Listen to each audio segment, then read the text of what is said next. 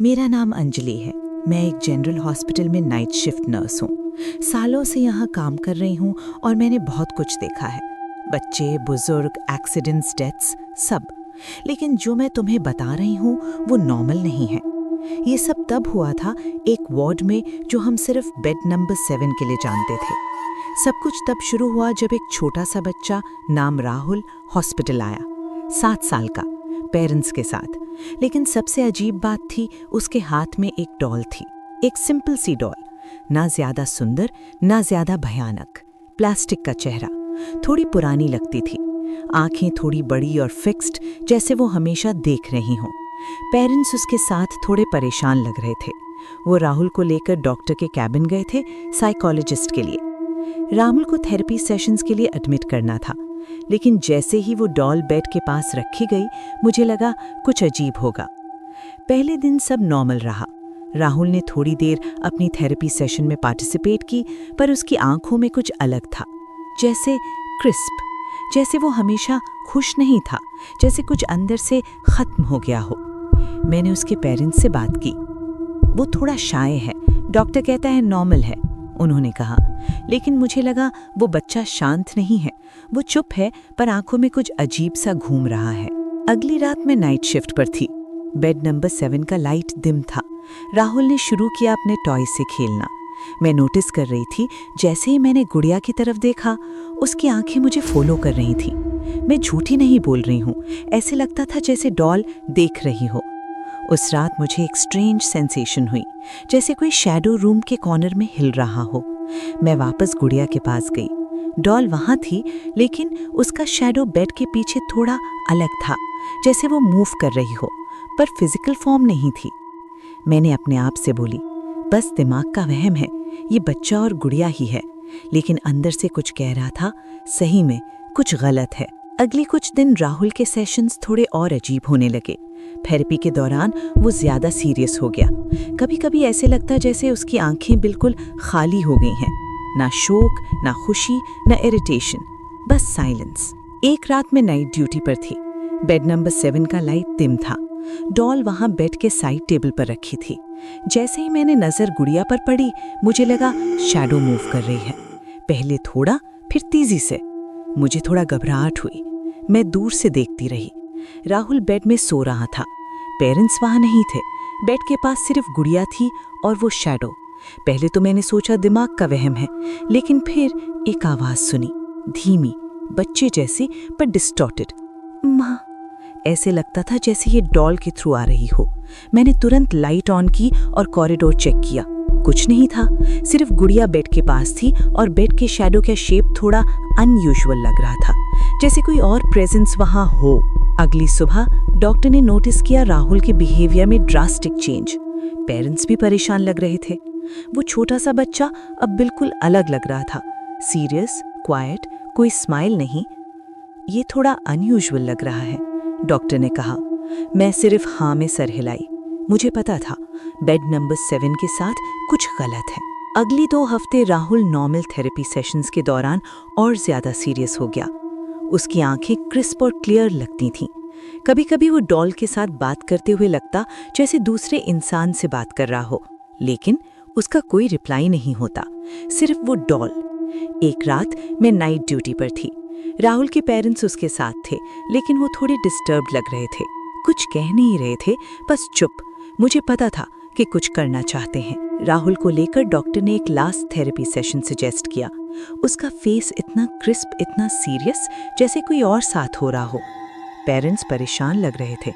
मुझे नोटिस हुआ कि डॉल बेड के साइड टेबल पर बिल्कुल स्टिल थी, लेकिन फिर से शैडो स्लोली मूव कर रहा था, जैसे कोई इनविजिबल हैंड्स गुड़िया को मूव कर रही हों। सेशन के दौरान राहुल ने आंखें बंद की और बोला, वो आ गई। डॉक्टर ने पूछा, कौन आ गई? वो, मेरी गुड़िया। राहुल की आवाज नॉर्मल थी, पर एक्सप्रेशन अब नॉर्मल। पेरेंट्स शॉक में। उन्होंने मुझे देखा। मुझे भी समझ नहीं आया कि क्या हुआ। फिर राहुल ने आंखें खोली और फिर सब कुछ चेंज हो गया। उसका फेस और ज्यादा क्रिस्प, जैसे उसका चेहरा स्कल्पचर का हो गया हो। एक्सप्रेशन फिक्स्ड, मुस्कान नॉर्मल लग रही थी, लेकिन आंखें कोई लाइफ नहीं। डॉक्टर तुरंत रिस्पॉन्ड करने लगे। पेरेंट्स घबराए, हम सब रश हुए। मॉनिटर के 20 में चेक किया, सब नॉर्मल, हार्ट रेट स्टेबल। लेकिन एक सडन पॉज के बाद वो फ्लैट हो गया। कोड ब्लू, नर्स ने चिल्लाया। हम सब दौड़ पड़े, CPR स्टार्ट किया, लेकिन सब कुछ लेट हो चुका था। राहुल वापस नहीं आया। पहले से सीरियस और अब परमानेंट। पेरेंट्स सॉब कर रहे थे, डॉक्टर शॉक में। मैं बस स्टैंड कर रही थी बेड के पास, और गुड़िया वहां बेड के साइड टेबल पर स्टिल थी, जैसे कुछ नहीं हुआ हो। अगली रात मैं नाइट ड्यूटी पे थी। बेड नंबर 7 का लाइट डिम था। डॉल वहां थी, और अब शैडो स्लोली मूव कर रहा था, जैसे कोई इनविजिबल प्रेजेंस बेड के आसपास चल रहा हो। कुछ नर्सेज ने बताया, बेड नंबर 7 के पास से बच्चों की लाफ्टर और विस्पर्स आती हैं रात में। देखना, गुड़िया हिल रही है। मैं पहली बार समझी कि राहुल के साथ जो हुआ उसके बाद भी कुछ है, कुछ जो विजिबल नहीं है पर प्रेजेंट है। डॉल या शैडो, दोनों। और ये हॉस्पिटल के लोग आज भी कहते हैं, बेड नंबर 7 के पास कोई कभी अकेला जाता है तो एक छोटी सी लाफ्टर सुनाई देती है, धीमी, बच्चे जैसी, और शैडो मूव होता है, जैसे कोई इनविजिबल चेहरा गुड़िया से देख रहा हो। कुछ भी फिजिकल नहीं होता, बस फीलिंग, प्रेजेंस। और मैंने सीखा एक बात, कुछ डॉल्स सिर्फ टॉयज नहीं होते, कुछ शैडोज सिर्फ शैडो नहीं होते, और बेड नंबर 7 हमेशा उसी के लिए रिजर्व्ड है जो वापस नहीं आता, और जो वापस आता है कभी चुप नहीं होता। मैं कभी भूत प्रेत या पैरानॉर्मल चीजों पर यकीन नहीं करता था। मेरे लिए हर चीज का कोई ना कोई लॉजिकल जवाब होता था। इसलिए जब मैं और मेरी वाइफ पूजा इस नए घर में शिफ्ट हुए, तो मुझे लगा कि जो भी अजीब चीजें होंगी उनका भी कोई सिंपल रीजन होगा। घर पुराना था, लेकिन खुला और शांत। सिटी के थोड़े बाहर एक नॉर्मल रेजिडेंशियल एरिया में। ज्यादा लोग नहीं रहते थे आसपास। मुझे वही पसंद आया, शोर से दूर। पहले दिन सब नॉर्मल था। फर्नीचर आया, सामान सेट हुआ। रात को थकान के बाद हम दोनों सीधा सो गए। लेकिन उसी रात पूजा ने मुझे पहली बार उठाया। तुमने सुना? उसने धीरे से पूछा। क्या? मैं नींद में था, जैसे किसी बच्चे की आवाज। मैं उठकर बैठा। पूरा घर बिल्कुल शांत था, सिर्फ सीलिंग फैन की हल्की आवाज। यहां कैसे बच्चा होगा? पड़ोस में भी कोई फैमिली नहीं है, मैंने कहा। पूजा थोड़ी परेशान लग रही थी, लेकिन उसने कुछ नहीं कहा। शायद नया घर, नया एनवायरनमेंट, इमेजिनेशन। अगली सुबह हम दोनों ऑफिस चले गए। मैं ऑलमोस्ट भूल ही गया था। दूसरी रात फिर वही हुआ। इस बार मैं पूरी तरह जाग रहा था। रात के लगभग 2 बजे होंगे। पूजा ने मेरी कलाई पकड़ ली। अभी सुनो, उसकी आवाज कांप रही थी। इस बार मैंने भी सुना, बहुत हल्की सी आवाज, जैसे कोई बच्चा धीरे धीरे रो रहा हो। रोना नहीं, ज्यादातर एक स्लो, थकी हुई सी आवाज, जैसे किसी को दर्द हो। साउंड ऐसी थी जैसे बाहर से आ रही हो, गार्डन की तरफ से। मैं उठकर खिड़की के पास गया। अंधेरा था, गार्डन में सिर्फ पेड़ और मिट्टी दिख रही थी। कोई स्ट्रे एनिमल होगा, मैंने कहा। कैट्स कभी ऐसी आवाज निकालती हैं। पूजा ने हाँ में सिर हिला दिया, लेकिन मुझे पता था वो कन्विंस नहीं हुई। फिर छोटी छोटी चीजें होने लगी। कभी किचन में चीजें अपनी जगह से हिली हुई मिलती, कभी बेडरूम का दरवाजा जो हम लॉक करके सोते थे सुबह हल्का सा खुला होता। मैं हर बार लॉजिकल एक्सप्लेनेशन देता रहा। हवा होगी, हमने ध्यान नहीं दिया होगा, ओल्ड हाउस है। लेकिन पूजा धीरे धीरे चेंज होने लगी। वो ज्यादा चुप रहने लगी।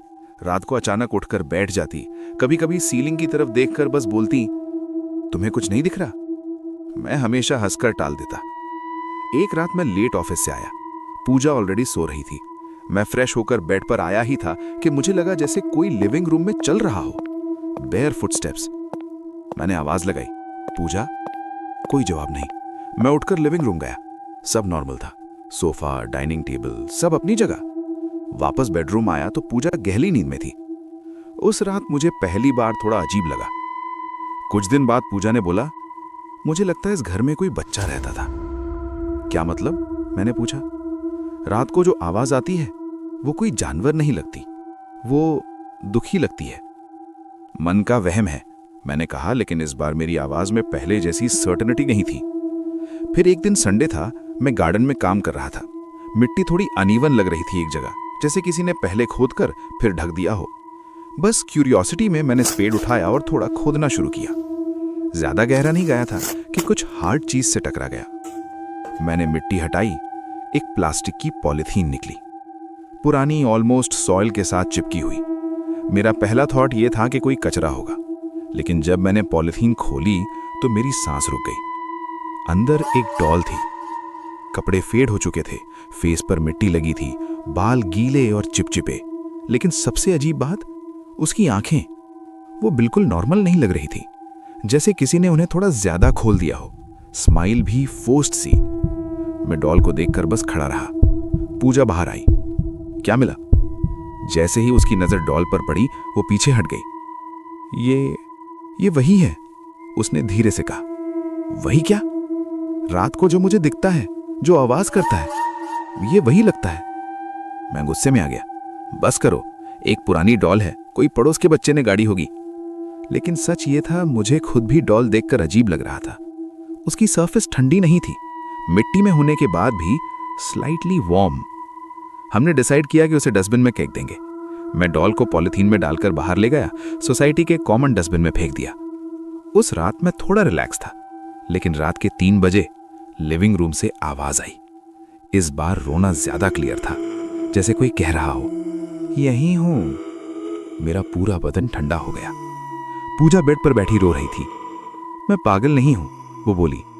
वो वापस आ गया है। कौन वापस आ गया है? उसने लिविंग रूम की तरफ इशारा किया। मैं धीरे धीरे वहां गया, और जो मैंने देखा, उसके बाद मेरी जिंदगी में लॉजिक शब्द का मतलब बदल गया। वही डॉल सोफा पर बैठी हुई, बिल्कुल सीधी, जैसे कोई उसे वहां बैठा कर गया हो। मैंने खुद अपने हाथों से उसे डस्टबिन में फेंका था। उस रात मैंने कुछ नहीं कहा, बस डॉल को उठाया, गाड़ी में डाला और सिटी से बाहर एक खाली जगह पर जला दिया। अगली सुबह गार्डन में वही जगह फिर से हिली हुई थी, और मिट्टी के ऊपर छोटे छोटे हाथ के निशान थे। उस घर को हमने 1 हफ्ते के अंदर छोड़ दिया। आज भी जब मैं रात को सोता हूं, कभी कभी मुझे लगता है जैसे कोई बच्चा मेरे कान के पास सांस ले रहा हो, और मुझे लगता है शायद कुछ चीजें सिर्फ घर नहीं ढूंढती, वो अपना घर वापस जाती हैं। मेरा नाम सुनीता है। मैं एक नॉर्मल सी जिंदगी जीती थी। सुबह काम, शाम घर, और बीच में मेरी बेटी पीहू, 7 साल की, शांत, ज्यादा बोलने वाली नहीं। मुझे कभी लगा ही नहीं था कि मेरी सबसे बड़ी परेशानी किसी इंसान से नहीं, बल्कि एक गुड़िया से होगी।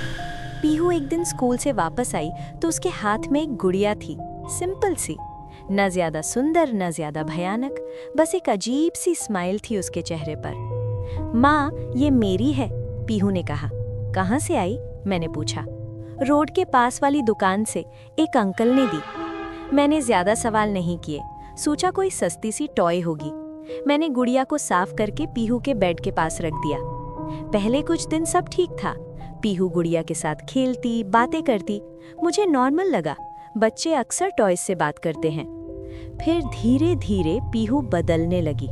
वो गुड़िया को अपने से दूर नहीं होने देती। अगर मैं उसे शेल्फ पर रख देती तो पीहू चुप हो जाती। रोना नहीं, चिल्लाना नहीं, बस एक अजीब सी शांति, जैसे उसने मुझसे रिश्ता तोड़ दिया हो।